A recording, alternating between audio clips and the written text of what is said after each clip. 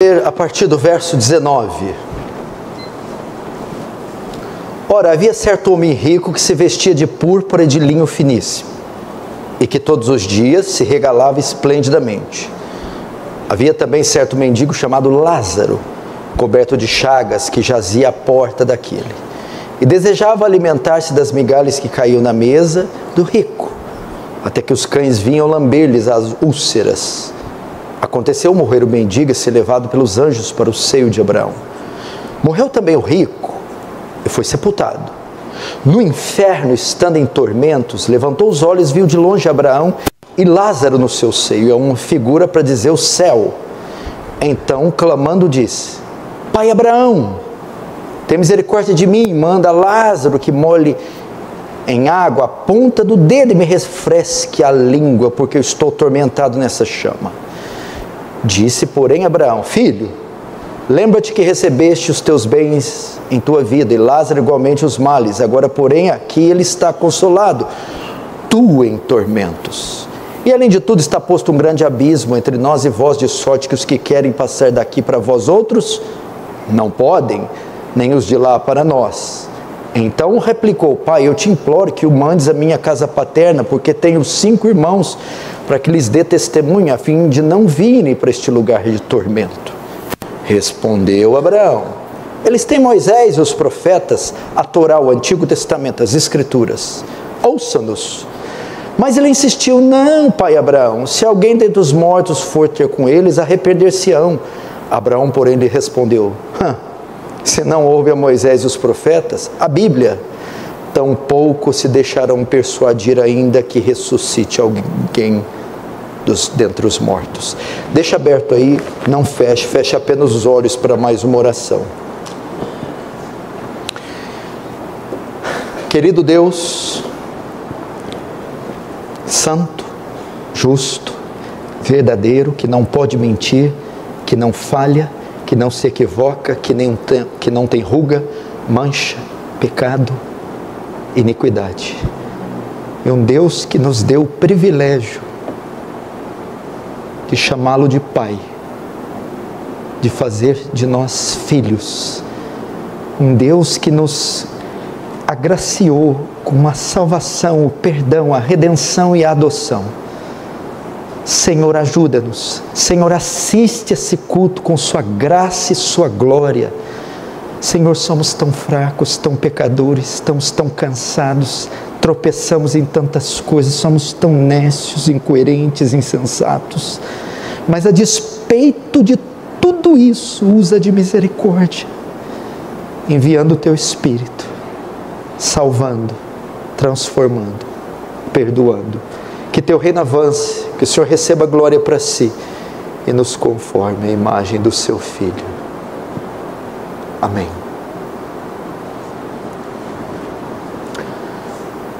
Queridos irmãos, quanto mais tempo passa, mais próximos da eternidade nós estamos.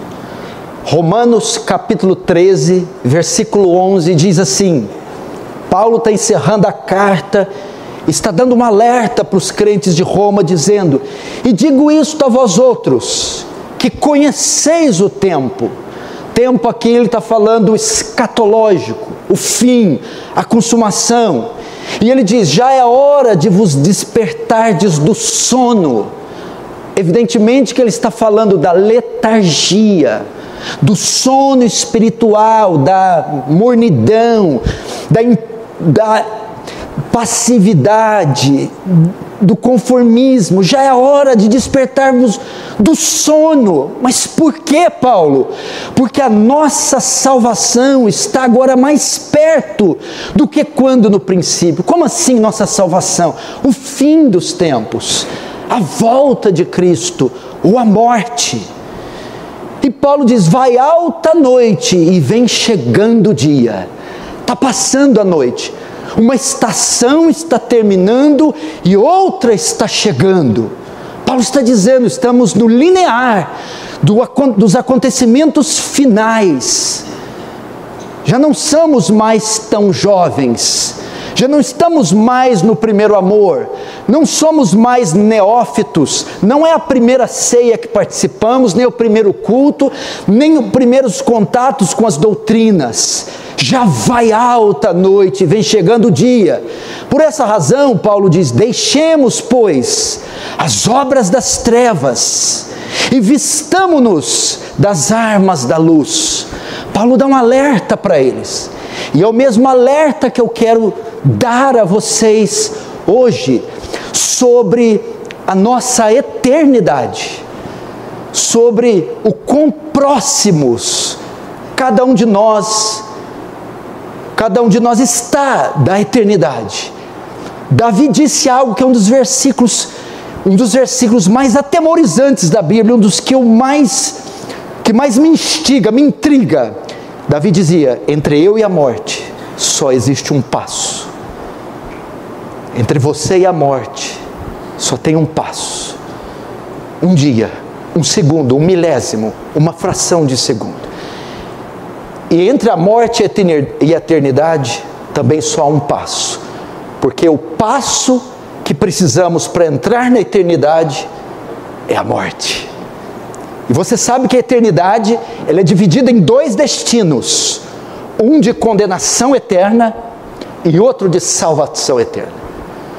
Quando Jesus diz que Ele é o caminho para a salvação eterna, João 14,6, eu sou o caminho, a verdade e a vida.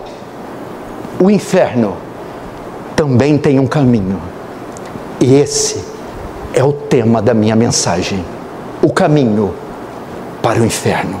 Se você, vou fazer duas afirmações: se você deseja ir para lá, eu vou dar o caminho a você, as coordenadas, o mapa, que se você seguir direitinho, é para lá que você vai.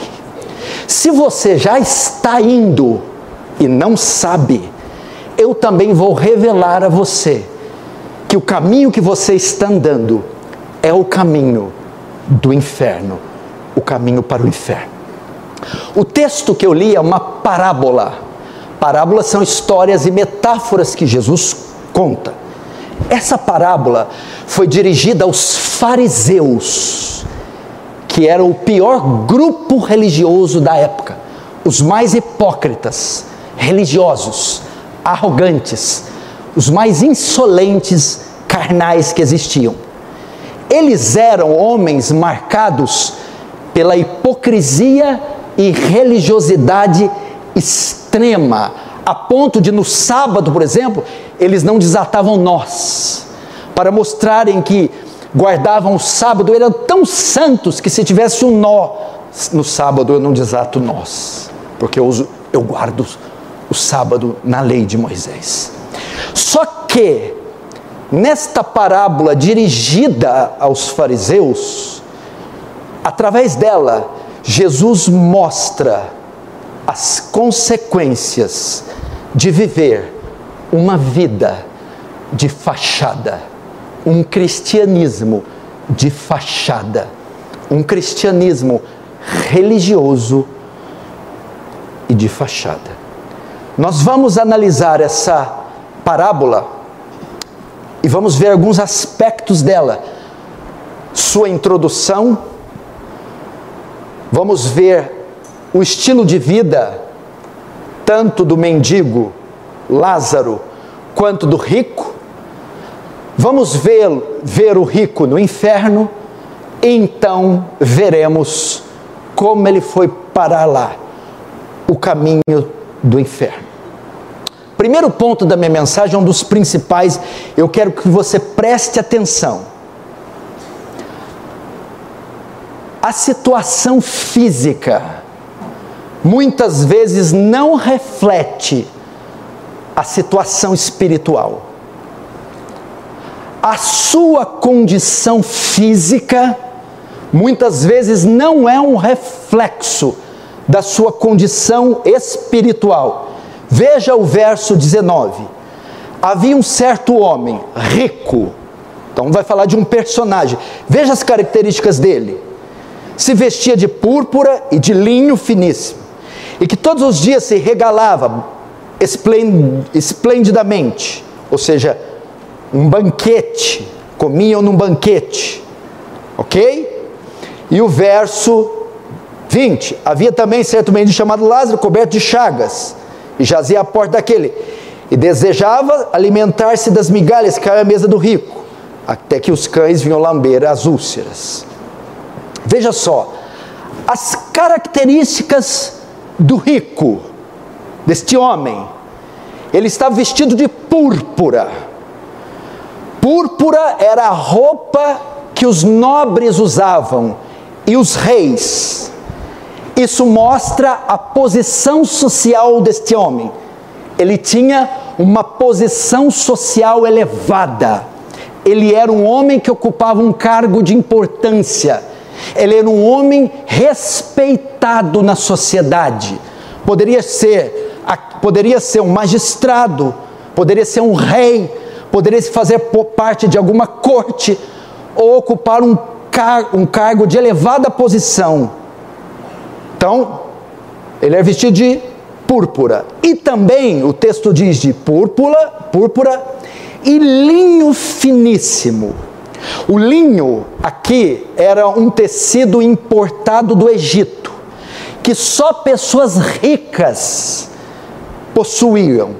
E aqui então mostra primeiro a posição social e agora a condição financeira. Ele era um homem rico, um homem de profunda estabilidade financeira, um homem de elevados recursos, um homem que não passava necessidade. Então, um homem que ocupava uma posição de destaque, uma posição de respeito, uma posição de honra, e um homem de condições financeiras abastadas. O texto também diz, a terceira característica, que todos os dias se regalava esplendidamente. O termo aqui é que ele fazia banquetes todos os dias, festas.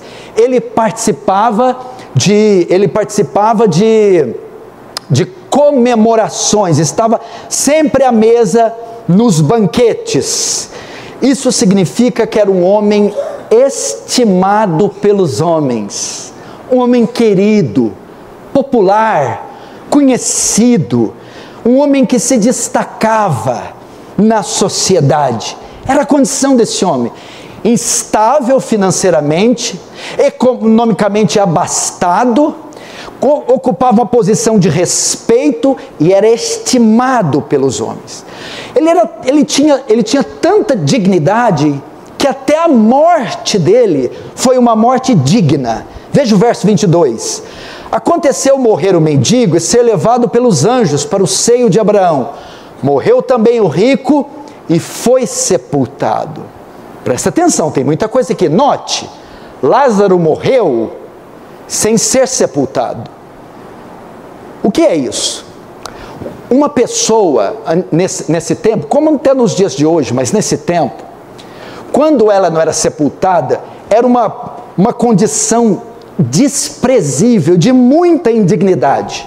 Por isso que eles falam cadáver insepulto.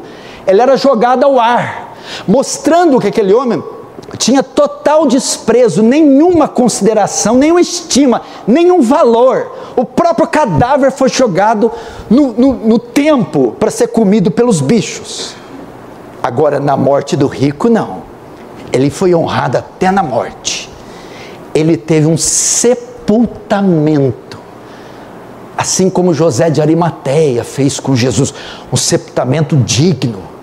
Seu nome foi honrado pela sociedade e pela família. Ele teve um cortejo fúnebre, ele teve uma urna bonita, ele teve óleos aromáticos passados no corpo, e ele tinha um túmulo, um jazigo, ele tinha uma sepultura. Então ele recebeu um túmulo e todos os tratamentos para o corpo, de acordo com a religião judaica. Então veja só, essa era a condição estética deste homem. Essa era a condição física desse homem. Um homem aprovadíssimo pela sociedade. Ok? Portanto, na esfera humana ele era aprovado, mas na esfera espiritual, não. Você notou uma coisa no texto? O texto mostra que Jesus se dirige ao mendigo pelo nome Lázaro. Mas o rico não tem nome. Isso indica que Jesus não o conhecia. Jesus não o considerava. Jesus não o respeitava.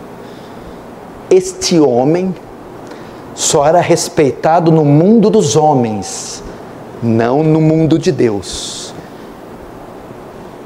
Assim são os religiosos.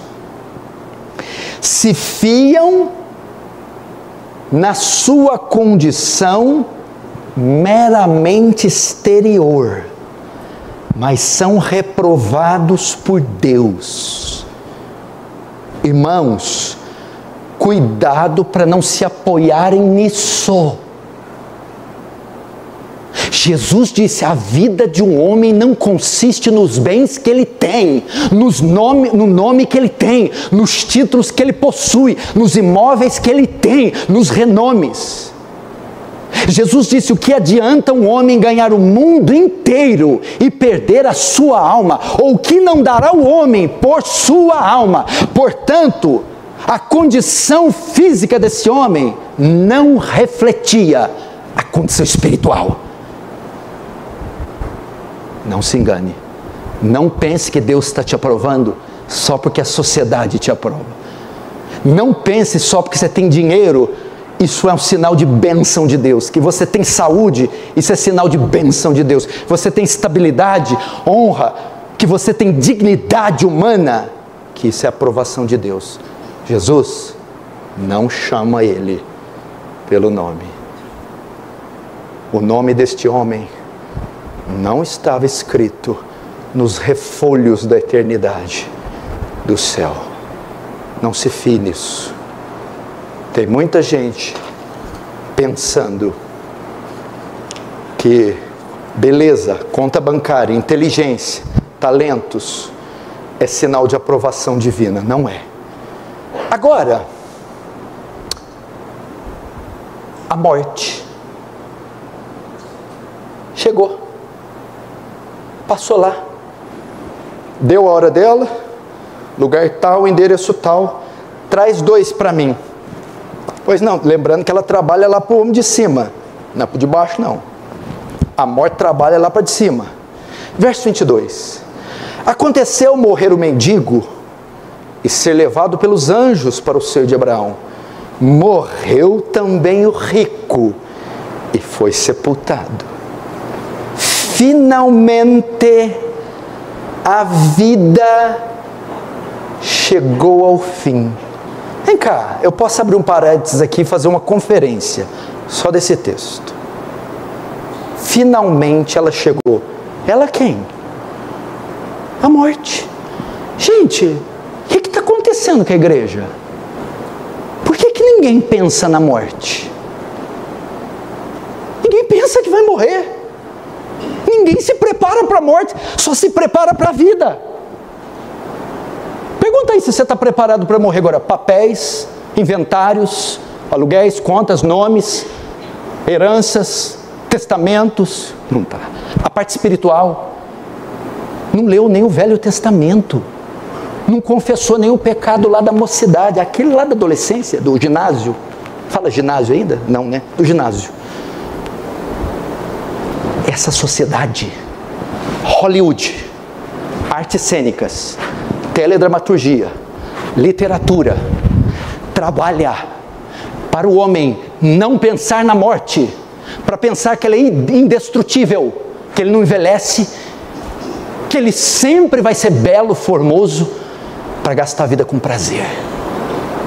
Não tem livro na escritura, não tem livro no mundo que fala mais da morte que a Bíblia. E nem tem homem que fala mais da morte do que Jesus e os apóstolos. A morte chegará para todos.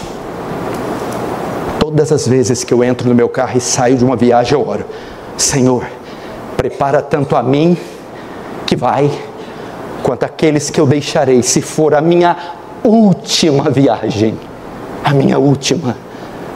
Socorre os que eu vou deixar e reserva minha alma para estar com o Senhor. Eu pergunto, como você estará quando ela chegar? Ela tem uma agenda, ela tem um cronograma, ela está ali. Amanhã eu tenho que buscar esse, depois da manhã esse. O seu nome está lá com o seu dia determinado. Salmo 139, todos os nossos dias foram escritos no teu livro.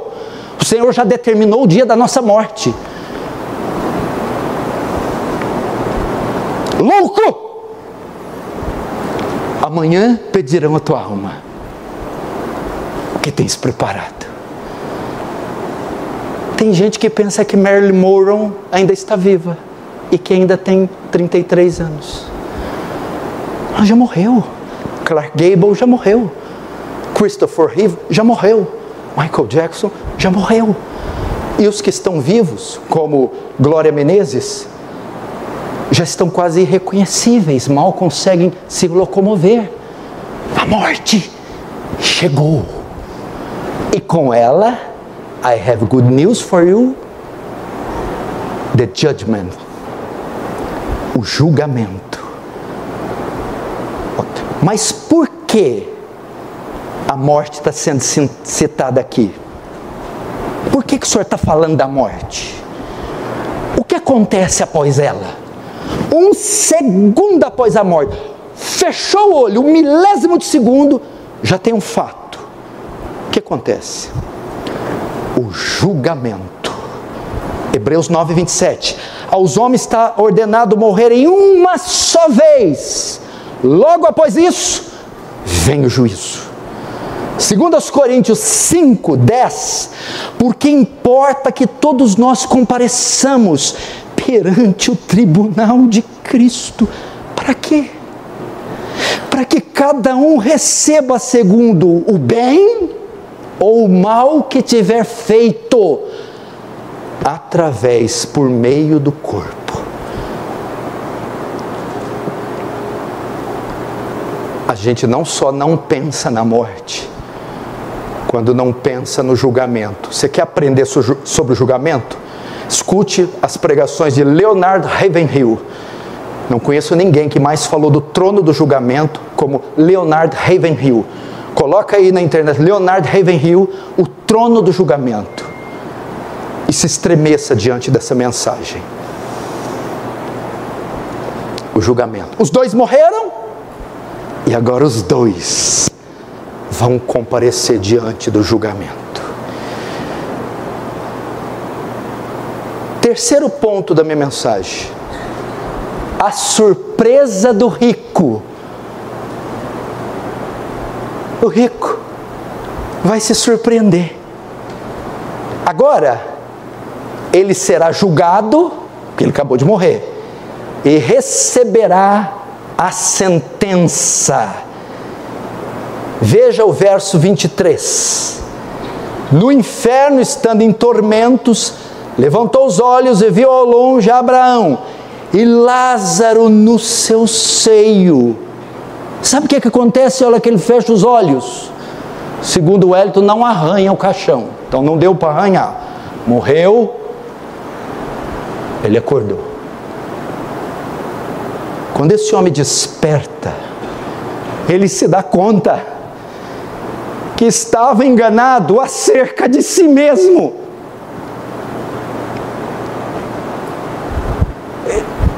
Esse homem acorda e a Bíblia diz que ele olha para o céu.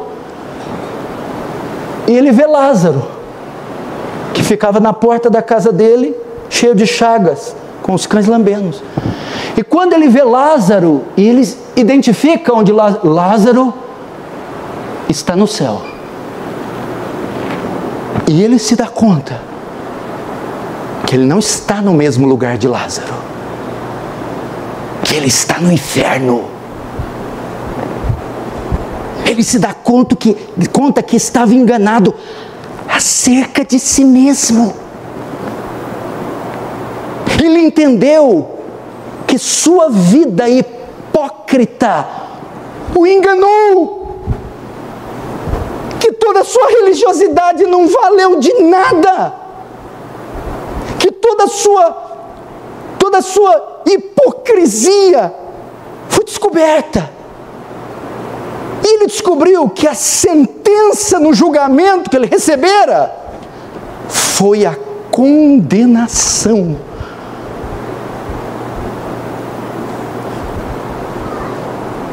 Quanta gente não vai chegar lá assim?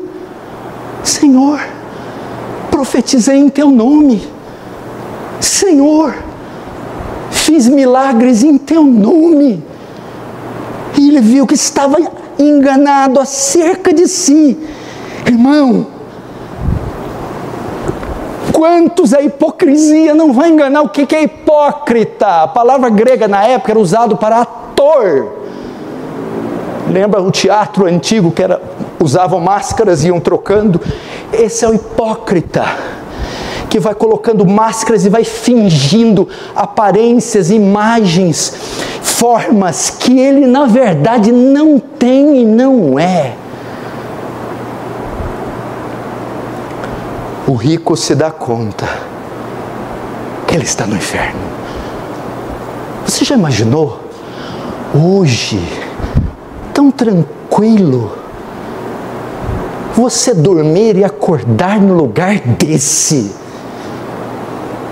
Agora, Jesus começa a traçar, ele começou com as características do homem, agora ele vai traçar as características do local que o homem está. Qual é a condição dele lá no inferno?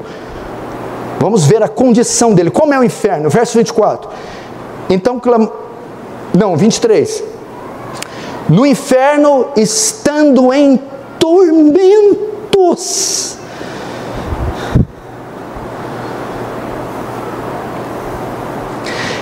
O que a Bíblia narra dele em vida? Sepultamento digno, honra, respeito, nome. Agora aqui ele perdeu tudo que tinha.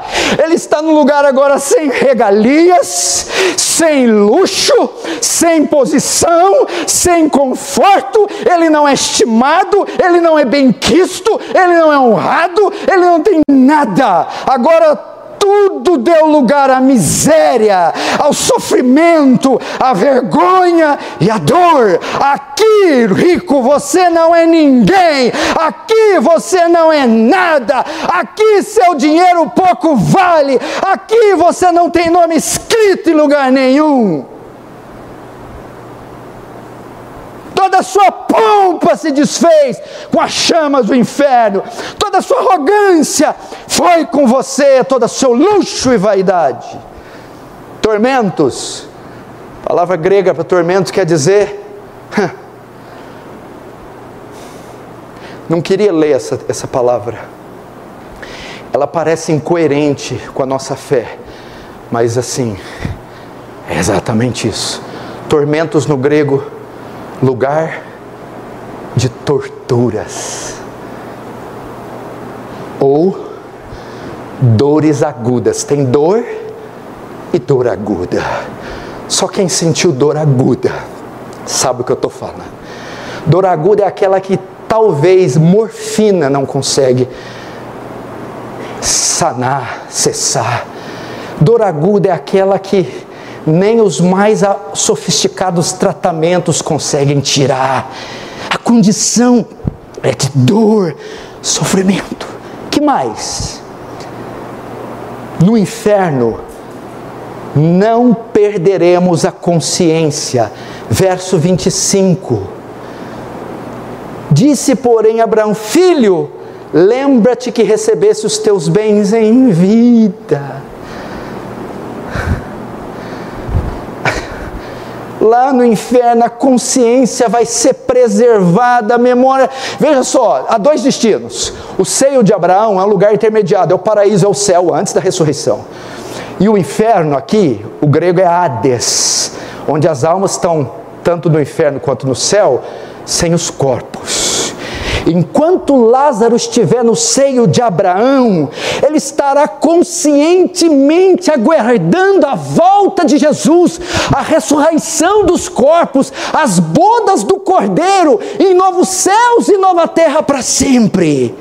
Enquanto isso, no inferno, o rico com consciência estará aguardando a volta de Jesus, a ressurreição do corpo para a condenação eterna, não no Hades, não no Sheol, mas no Guiena, lago de fogo. É a mesma coisa assim, ó, que você está no corredor da morte, sofrendo tortura. A memória está lá só para te fazer lembrar que ainda tem a cadeira elétrica, mas é uma cadeira elétrica que não tira a vida, ela só dá choque continuamente.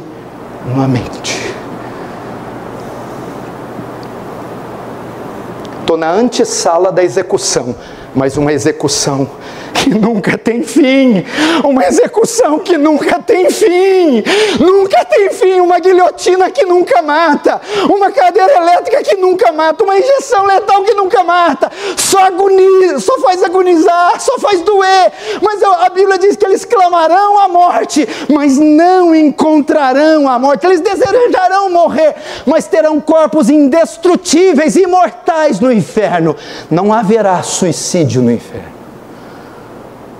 É a antessala do terror, é o horror. Não, pastor, o senhor está exagerando, pobre de mim, eu não tenho condição, na minha mente limitada, de descrever o horror do inferno, porque o horror do inferno é o completo despejar da ira de Deus, um Deus bufando pelas narinas, que finalmente vingará a sua própria justiça e santidade, esmagando os ímpios. Ah, não sei se Deus faz isso. Lê Gênesis 6, você vai ver o que ele fez no dilúvio, com água.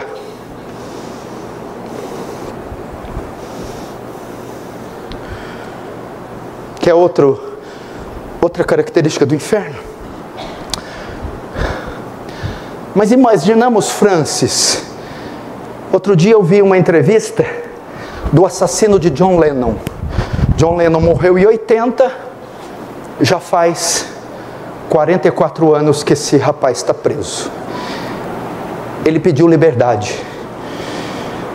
Ele recebeu, por matar John Lennon, o líder e o ex-integrante dos Beatles, com 3 tiros nas costas.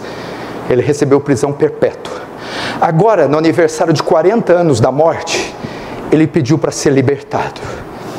E sabe o que os juízes disseram? A sua situação é irreversível. Você jamais sairá da cadeia. O destino eterno no inferno é irreversível. Verso 26. E além de tudo está posto um grande abismo entre nós e vós, de sorte que os que querem passar daqui para vós outros não podem, nem os de lá passar para nós. Não há nada mais a ser feito. É irreversível. Não há muros. Mesmo nas prisões de segurança máxima, você assistiu o filme de Alcatraz, há uma história que 3 ou 4 prisioneiros conseguiram fugir de uma ilha, porque havia portas de entrada, de saída, havia esgoto, refrigeração. Nós estamos falando de um lugar que não há portas, não há túneis, não há passagens, é um caminho, entrada só de ida, é irreversível.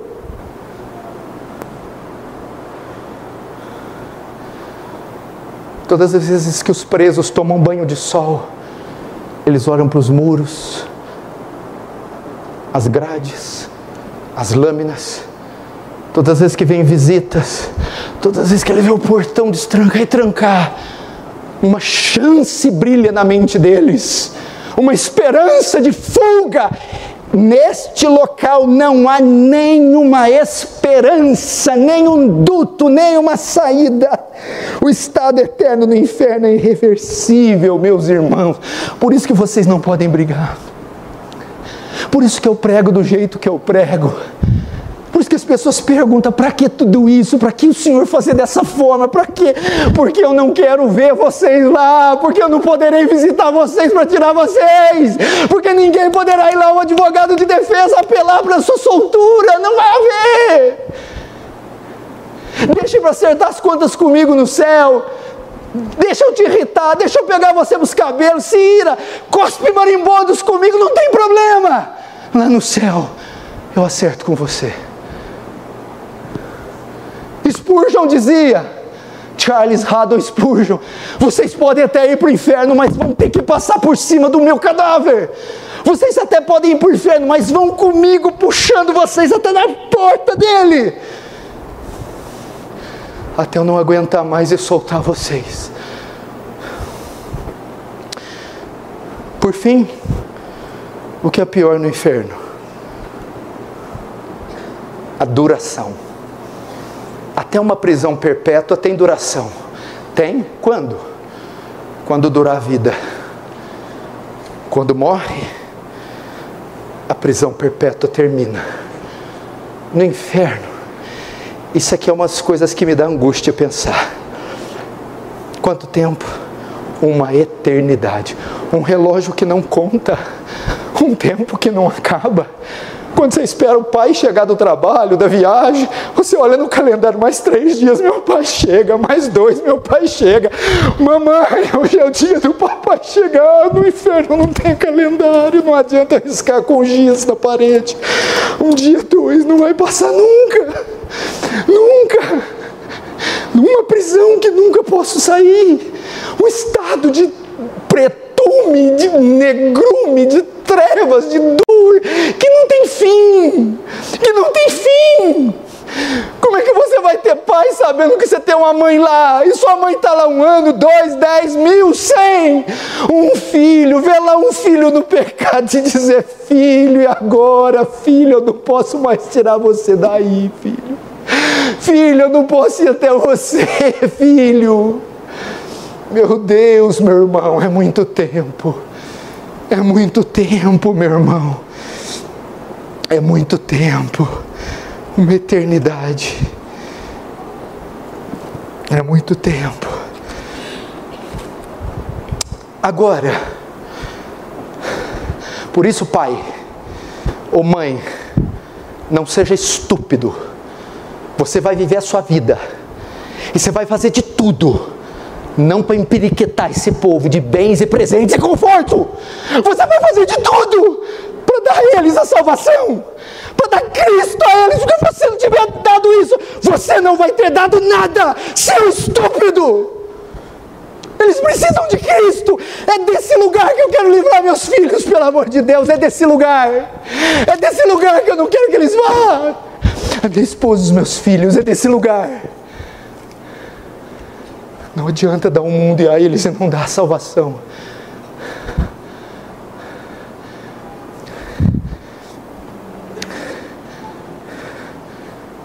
Imagina você entrando no céu. Chegou Abraão, Moisés, Paulo, Jesus. É assim, eu andei aqui, mas eu não estou vendo.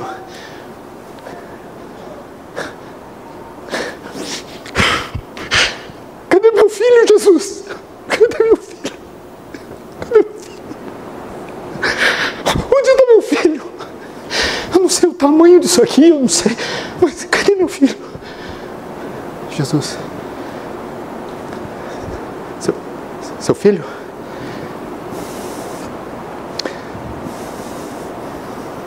Não está aqui não. Eu sei que o céu é o lugar perfeito. Não vai haver choro, nem lágrima, nem dor. Mas o pior não é a ausência dele lá. Tá. Ele não está aqui, Jesus? Não. Mas onde que ele está, Jesus? Ele está lá no inferno. Será que eu vou chegar lá com o sentimento de missão cumprida?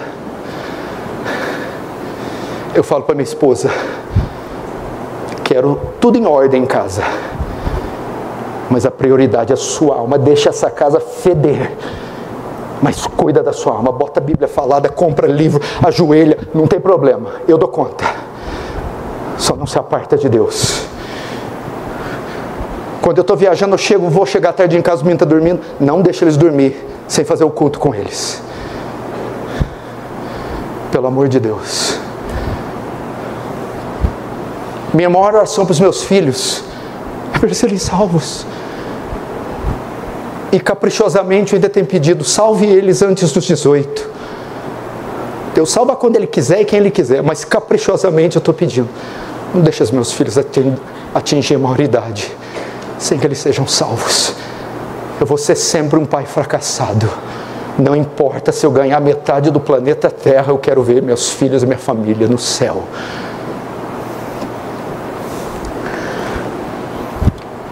Agora, eu vou tentar ser rápido. O que levou o rico para o inferno? Qual o caminho que ele traçou para lá? Qual caminho você tem que traçar se você quiser ir para lá? Ou qual caminho você está andando? Ou qual caminho você está andando, se é para lá que você está indo? Vamos ver então, eu vou tentar ser rápido. Eu não vou o caminho para o inferno.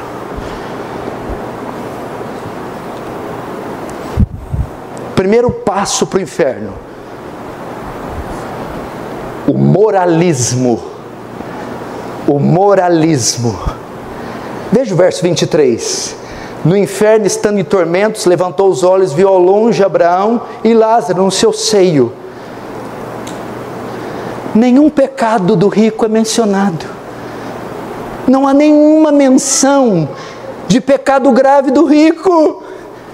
Ele não matou ninguém em vida, nunca roubou nada de ninguém, nunca adulterou, como muitos aqui também não. Talvez tenha vários irmãos aqui que nunca mataram, roubaram. Não há nenhuma menção de um pecado grave. O que foi então que levou para lá? O moralismo. São as formas meramente externas da religião. Mas não houve novo nascimento neste homem, não houve uma transformação visceral, interna. Era só um moralismo externo, meu irmão. O moralismo está enganando muita gente. O que é o moralismo? É fazer as coisas certas com as motivações erradas. Esse é o moralista. É o politicamente correto. O moralismo não visa a glória de Deus, não faz levando em conta a vontade de Deus, não faz para agradar a Deus, mas o moralista faz para sua satisfação pessoal. Ele satisfaz a si mesmo e não a Deus. Ele fica satisfeito com o aplauso dos homens. Ele fica satisfeito de andar correto com a sociedade. Ele fica satisfeito de ser justo e honesto aos olhos dos homens. Moralismo. Mas ele não é para a glória de Deus.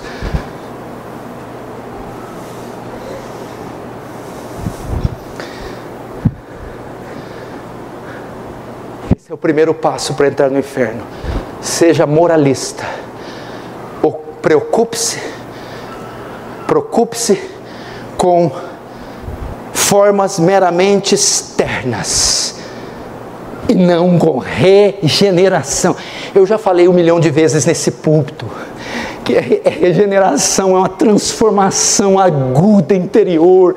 O poder que Deus usa para salvar um homem é maior que o poder que Ele usou para criar o universo inteiro. O universo Ele cria a partir do ex nihilo, do nada. Ele cria todo o cosmos. Quanto poder Deus não usou para fazer isso? Mas para salvar um pecador, o poder que Ele emprega é maior que o poder que Ele usou para criar o universo. Porque o universo Ele cria do nada a matéria perfeita. Para salvar um homem não é a partir do nada, é a partir de uma massa caída, corrupta em Adão, que tem que ser recriada à imagem de Cristo. Então o poder empregado ali é muito maior do que para criar o universo. Pergunta: como é que o moralista vai para o céu sem ter esse poder? Segundo pecado, segundo passo para o inferno: o orgulho. Nota por que não dava para perceber. Porque o orgulho é um pecado subjetivo, é um pecado de foro íntimo, e Deus julga foro íntimo. Deus cavuca, Deus vai nas entranhas e olha lá no nosso ser, e nenhuma partícula de peçonha escapa dos olhos de Deus. E você vê que o orgulho e a arrogância do rico são apresentadas lá no inferno. Olha esse aqui. Lá no inferno, ele teve a coragem de dar ordens para Lázaro. Ele achava que Lázaro devia sair lá do céu e servir ele. Tão arrogante que esse homem era, e tão soberbo. Ele achava que Lázaro devia servi-lo, e fez isso por 3 vezes. Verso 24: então clamando disse: Pai Abraão, tem misericórdia de mim? Para Lázaro ir lá atender ele, tirar o tormento, refrescar a língua dele. Pede para Lázaro ir na casa dele, avisar os irmãos, e pede para ele ressuscitar o Lázaro dos mortos, para eles crerem. Olha a soberba deste homem.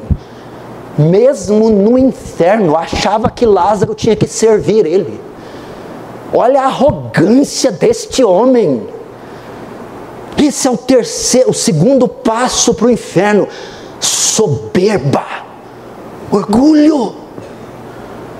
Presta atenção, é difícil, meu irmão, você avaliar esse pecado, porque às vezes ele não traduz em gestos, em obras e palavras. Ele fica no campo da subjetividade, ele fica no campo do olhar, ele fica no campo do pensar, ele fica no campo do sentir, e ele é asqueroso e peçonhento. Esse homem está lá em meio a chamas e escuridão, e ele não baixa sua pompa. Soberba precede a ruína e a queda foi bem baixa, caiu lá no inferno. Terceiro passo para o inferno: o egoísmo. O egoísmo.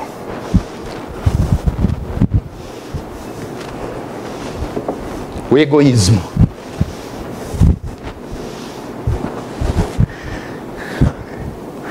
Deve ter cada coisa incubada aqui, meu Deus. Mas amém.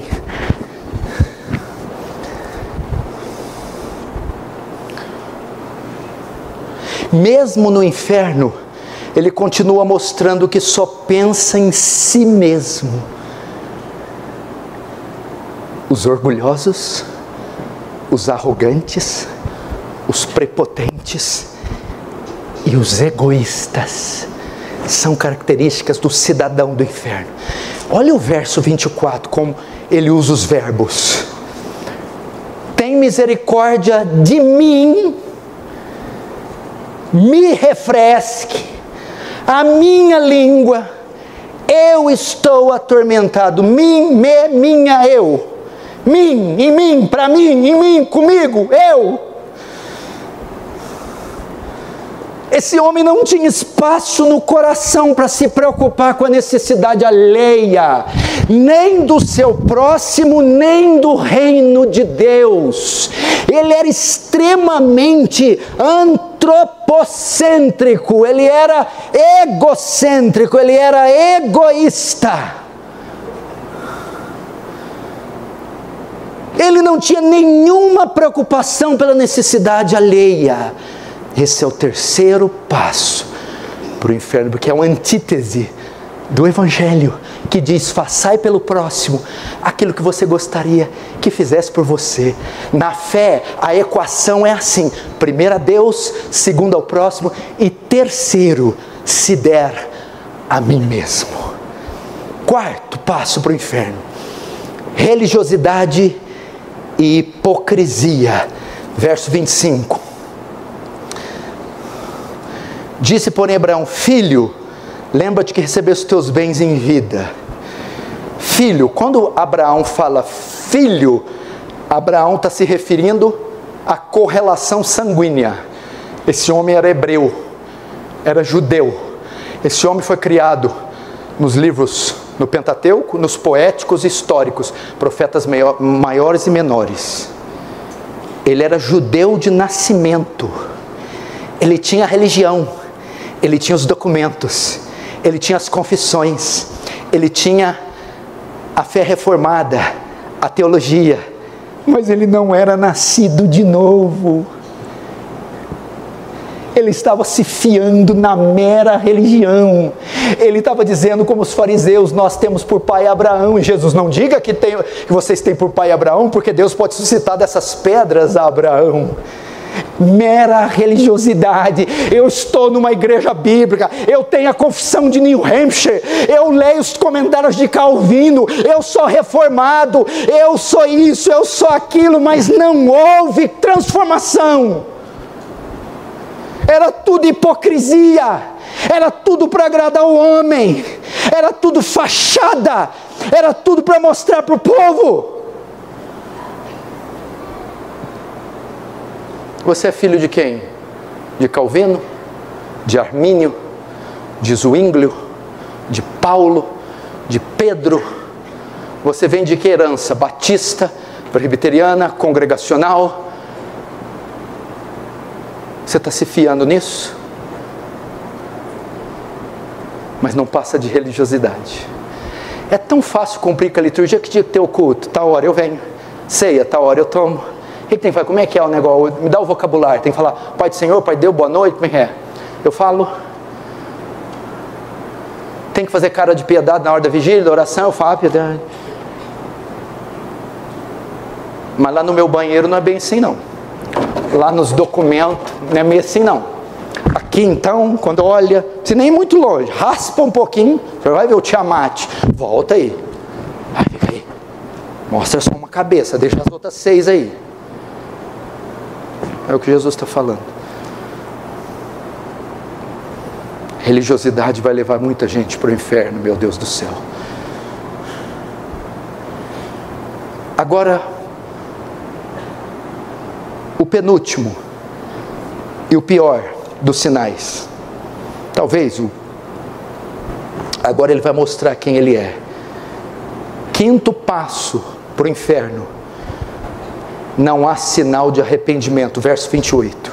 Porque tenho 5 irmãos, para que lhes dê testemunho, a fim de não virem também para este lugar de tormento. Manda Lázaro lá avisar meus irmãos, ó, porque eu estou aqui. Se eu soubesse que era assim, tem que explicar para eles direito. Sabe o que ele está dizendo aqui? Ele está dando a entender que se ele soubesse que aquele lugar era daquele jeito, e se a forma de ir era daquele jeito, ele não teria sido condenado. Ele está dizendo que ele foi injustiçado. Com isso, ele não reconhece o seu pecado, nem mostra arrependimento por nada. É como se ele dissesse: as pessoas só vêm para cá porque elas não foram devidamente avisadas, porque se fossem, elas não viriam. Ele está se justificando. Ele não está mostrando, olhe na parábola no inferno, ele não está mostrando nenhum sinal de arrependimento. Meu irmão, arrependimento é do grego metanoia, mudança de pensamento e mudança de direção. O que marca a ida de uma pessoa para o céu, o que marca o livramento de uma pessoa do inferno, é quando ela muda a visão que ela tem de si própria, e de inocente ela passa a se julgar culpada. Ela reconhece os seus pecados, como o ladrão da cruz disse para Jesus, quando foi interpelado pelo outro ladrão, disse para o ladrão: nosso julgamento é justo, esse homem nada fez. Esse é um sinal de arrependimento. Ele tinha que estar no inferno dizendo: é justo estar aqui, eu mereço estar aqui. Mas não, ele está dizendo: eu fui injustiçado, eu não fui devidamente avisado. E as pessoas que estão aqui de alguma forma não são.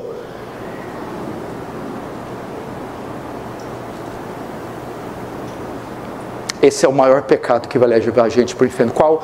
Não reconhecer o pecado, não admitirem o pecado, não serem sensíveis ao pecado, não se arrepender. O arrependimento não vem antes sem o reconhecimento. Para eu arrepender, que é voltar as costas, eu preciso assimilar, entender, absorver o pecado. Esse é o 6º passo para o inferno. Não há arrependimento, não há reconhecimento do pecado. Pelo contrário, há senso de justiça própria. Meu irmão, se você quiser escapar do inferno, você tem que se arrepender. Você tem que dizer como Lutero: eu me chamo pecador, pecador é o meu nome, eu não faço outra coisa além de pecar. Em pecado concebeu minha mãe, em um ventre de pecado eu nasci. Deus não aceita a minha aparência, a parte de Jesus Cristo. Eu sou uma bola de iniquidade que fala e anda, e mereço o castigo da sua ira. Esse homem, avisa ele, senão vai acontecer igual comigo. Caí aqui de bobeira. Seu infeliz. Seu infeliz. Ele está dizendo que você não merece o inferno. O pecador e o publicano nem conseguia levantar os olhos ao céu e dizia, batendo no peito: tem misericórdia de mim, pecador. Eu sempre ensino aqui, a ideia é assim, se o chão abrir agora, e nós todos formos engolidos para o inferno agora, enquanto a gente desce até cair lá, a gente tem que ir aplaudindo. Deus, ei, glória, o Senhor está cometendo um ato de justiça, que é para lá que eu mereço. A gente tem que ir cantando louvor. Glória a Deus, finalmente fez justiça e botou a gente onde a gente merece. Claro que Ele salva pela graça, pelo seu amor, mas se Ele fizesse isso, vai louvando.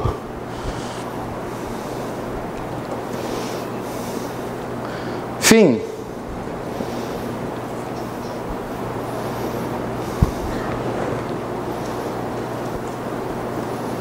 Eu vou tentar falar esse com graça. Quando termina a pregação, a gente já está cansado, eu de falar e você de ouvir.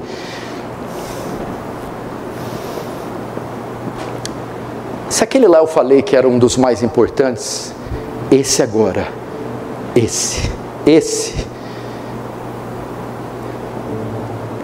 é o fator que mais leva para o inferno. Esse é o passo final. Sabe aquele que você vai pisar no dragão, não tem mais.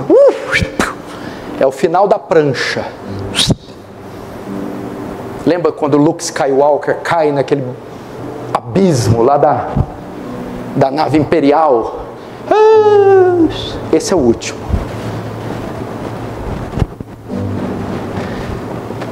Sexto passo para o inferno: não acreditar, nem obedecer, nem ser guiado pelas Escrituras. Veja o verso 29 e 30. Olha isso aqui. Verso 28. Tenho 5 irmãos para que lhe dê testemunho. Quer dizer, manda Lázaro lá. Verso 29. Respondeu Abraão: eles têm Moisés e os profetas. São termos para usar, eles têm a Bíblia. Ouça-nos. Verso 30. Mas ele ignorou. Não, pai. Abraão, se alguém dentre os mortos for ter com eles, arrepender-se-ão.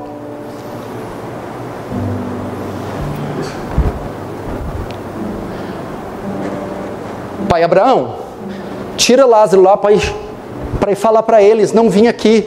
Aí Jesus, não, a Bíblia, Moisés e os profetas, é suficiente para guiar eles, é suficiente para salvar eles, é suficiente para moldar o casamento, a vida financeira, a profissional, a educação dos filhos, a cosmovisão. Ele, não,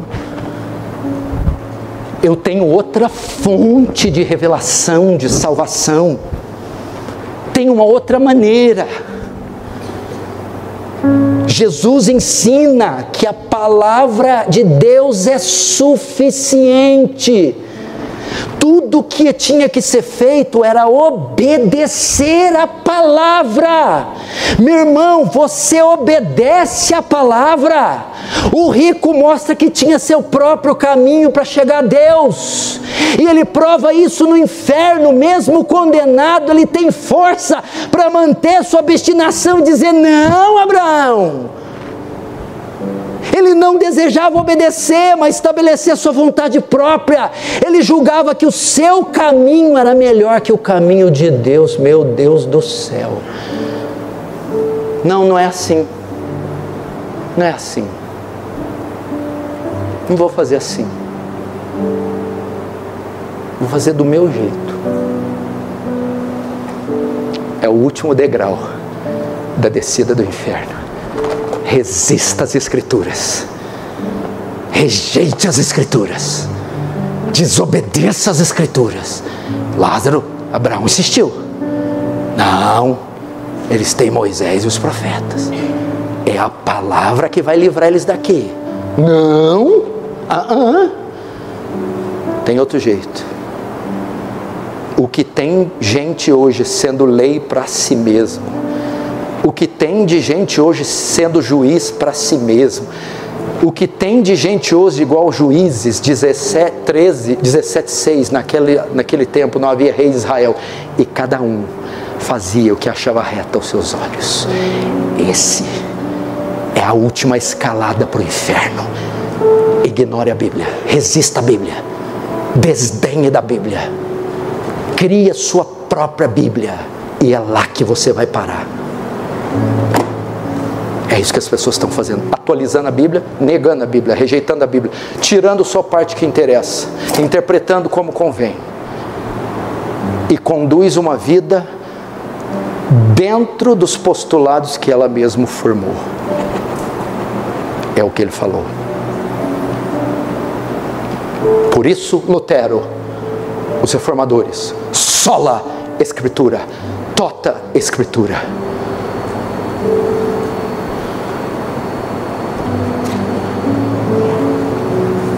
E aí, 31.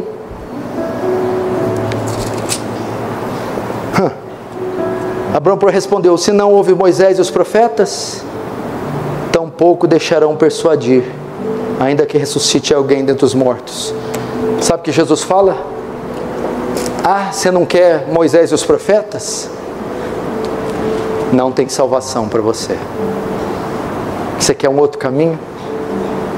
Você não quer Moisés e os profetas? Você não quer a Bíblia? Você não quer Jesus?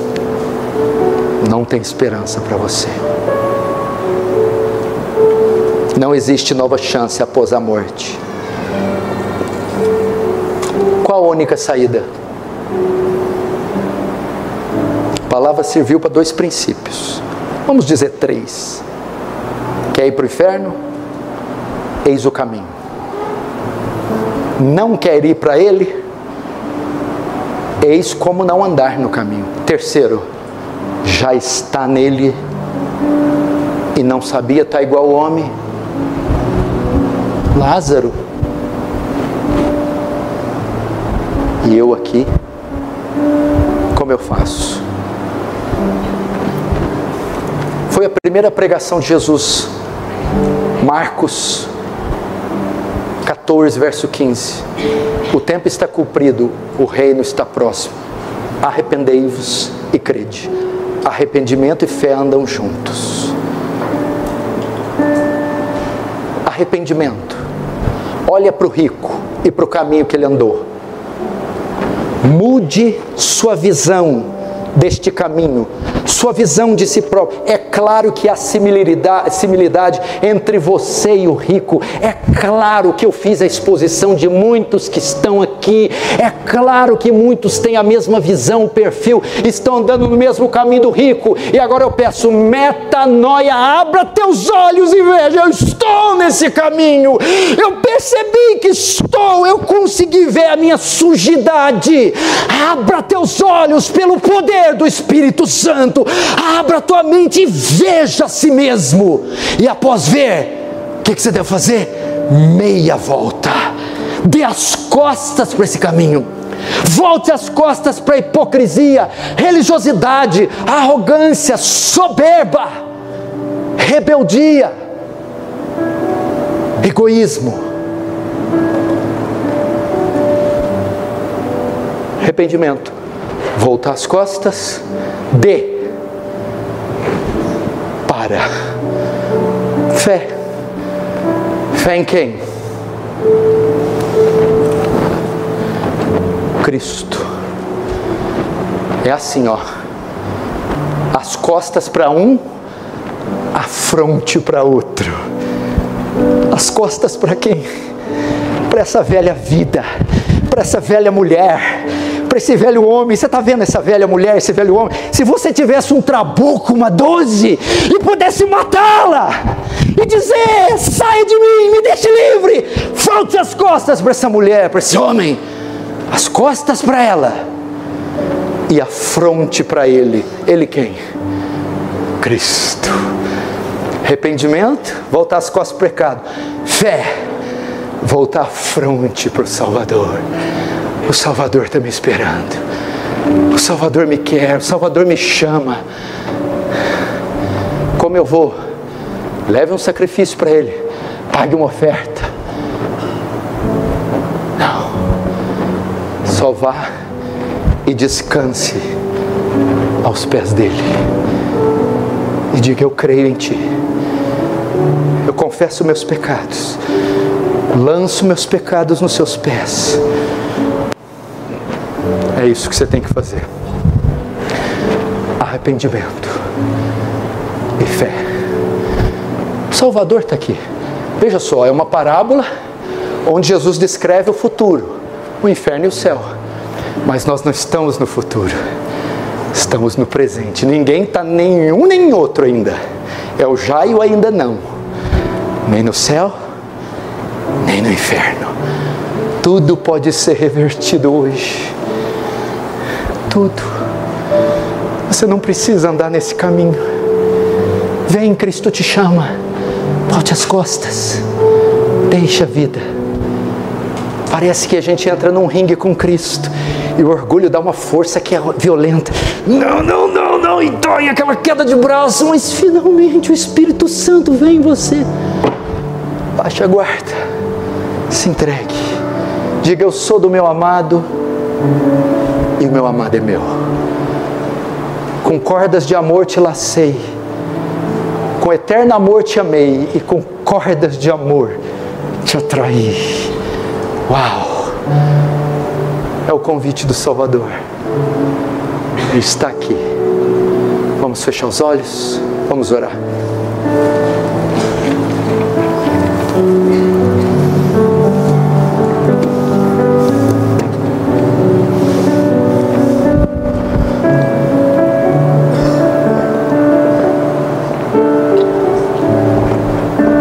Você que está em casa, por favor, ore. Esqueça agora. O Salvador vem te chamar agora. O Salvador vai andar entre nós agora. Aliás, o Salvador está entre nós. Salvador. Salvador maravilhoso. Deus que não cansa de amar. Salvador maravilhoso.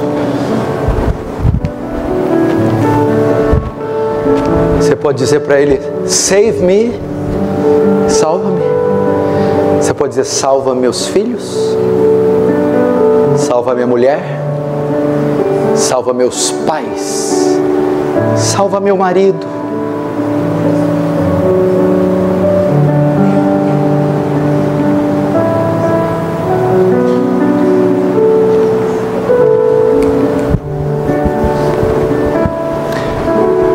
E antes de você orar, olhe aqui para mim. Eu creio que estou sendo dirigido a pedir isso.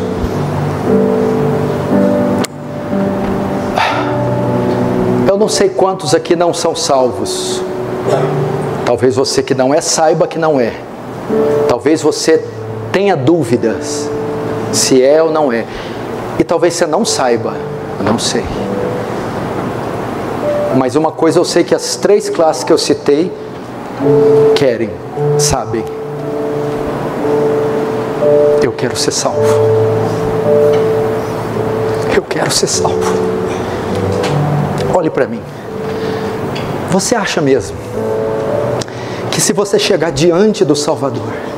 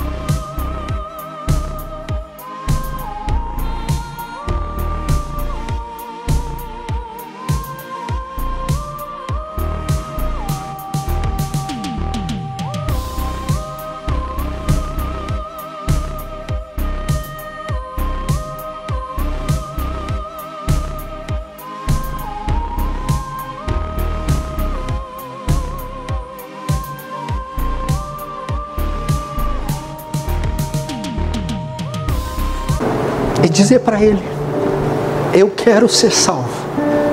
Ele que não veio no mundo para condenar, mas para salvar, não te salvaria?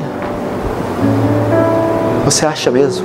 Se você acha, nós não cremos no mesmo Deus, no mesmo Salvador. Filho do homem não veio condenar o mundo, Ele veio salvar o mundo. Se Ele não quisesse te salvar, você estava lá naquela igreja da Voluntários, lá, dando seu carro, seus rins. Se Ele não quisesse salvar teus filhos tinham nascido na casa de um ateu, de um pagão. Se Ele não quisesse salvar você, tinha deixado lá na jogatina, lá no buraco, lá na pingaiada. Mas o que é para fazer? Não vai fazer nada diferente do que você estava fazendo. Você só vai mudar a intensidade. Eu vi aqueles meninos orando, eu vi ali o Vitor e o João Gabriel orando. Mas eu pensei, será que eles estão orando e eles acreditam que Deus quer salvar eles e pode salvar? E eu pensei, não, eles não acreditam. Estão orando, que manda orar. Então eu parei e vou pedir para vocês. É para vocês orarem e acreditarem que Ele quer salvar vocês. E Ele pode fazer isso, não é amanhã, depois da manhã, daqui 10 anos. Ele pode fazer agora, Ele pode fazer. Ele tem poder, só o bafo, só o hálito dEle salva a cidade de Franca em 1/1000 de segundo de uma vez. Ele não precisa nem se levantar do trono dEle, só o hálito dEle. Ele quer salvar, Ele quer, Ele pode salvar. Então você vai fechar os olhos. Todos que têm dúvida, não tem, que quer, que todos vamos fechar os olhos e você vai pedir: salva-me, salva-me, salva-me, salva-me,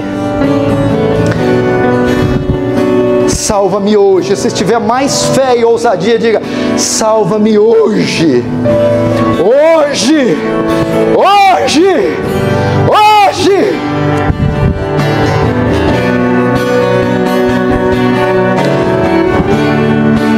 Não saia daqui sem essa vitória, mãe. Não saia daqui sem essa vitória, pai. Não saia daqui sem essa vitória, esposa.